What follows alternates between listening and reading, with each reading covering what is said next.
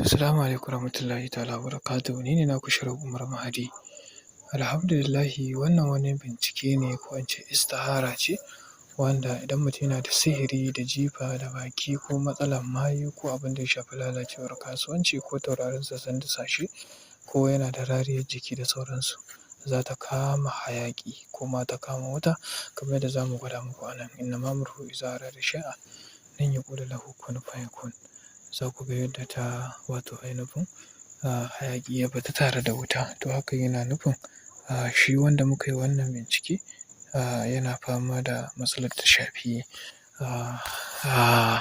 baƙin iska da mayu da sauransu. Idan kuma iya hayaƙi ne, to rariyar jiki ake kira, matsalar kassarewar taurari da kuma lalacewar kasuwanci.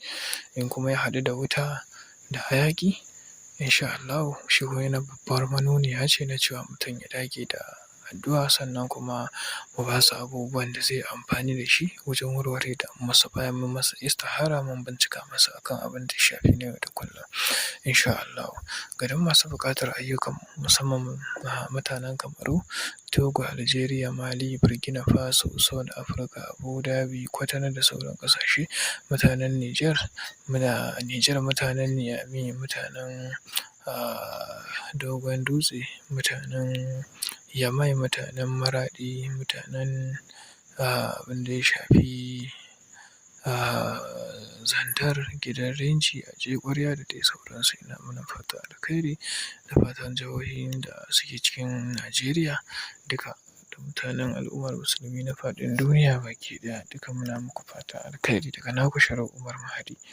Ga duk masu buƙatar aikinmu, mutum zai iya tuntuɓar mu insha Allahu mu yi masa bincike sannan mu kawo masa aiki da ya dace insha Allahu a yi domin warware masa wannan damuwar tashi da izinin Allah Subhanahu wa ta'ala. Daga naku Sharif Umar Mahadi. Bisalam. Kada a manta da subscribing da share.